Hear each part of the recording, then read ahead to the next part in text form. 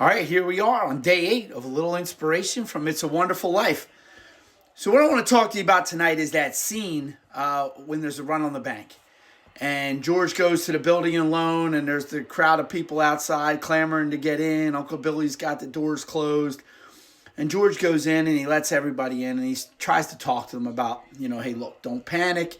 You're going to get your money. Your money's not sitting here in the bank. It's tied up in other people's homes, right? We use the money to build homes, and you'll get your money. They're demanding to get their money, demanding to get their money, right? And George says, okay, look, you want your money? Here's the deal. In your agreement, you got to wait 60 days. You'll get your money. And they're still clamoring. And here comes Mary with the wedding money. We got $2,000 here. We could give it out. So we get everybody says, all right, I want my money, right? And the first guy that walks up to the counter is a guy named Tom. And he says to Tom, how much do you need? And Tom says, I got $242 at this bank, and I want $242. George says, come on, man. Can you go for a little less? Nope. $242. I want $242. Give me my $242. George got $2,000. He counts it out and gives it to him, right?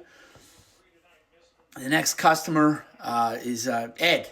And Ed says, I got $300 in the bank. And George says, what can you do? Can you settle for less? He said, I can just take 20. Great. Next one comes up, Mrs. Thompson.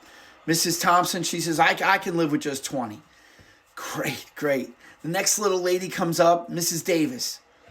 I'll take $17.50. George is so happy, and he just kisses her, right? This is so important. This is so impactful if you look at it this way. George is under a lot of pressure here, right? He's got all these people upset. And he's only got $2,000. He's got to somehow make this last to get it to everybody, right? And this first guy, Tom, I'll take $242. Don't be that guy. Right? George is under pressure, right? Is he entitled to $242? Yeah, absolutely. And what does he do? Does he take pressure off of George, or does he create more pressure for George? He creates more pressure. Next customer, 20. Next customer, 20. Little Mrs. Davis, $17.50. She took the pressure off of George. When you are in a position to relieve pressure in somebody's life, do it. Don't add more pressure to somebody. Don't be part of the burden.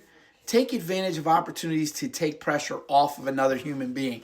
You'll appreciate it if you ever have that happen to you, right? Mrs. Davis saved the day, taking the pressure off of George, $17.50. And at the end, they still had $2 to spare. Closed the bank at 6 o'clock. They got out of there unscathed.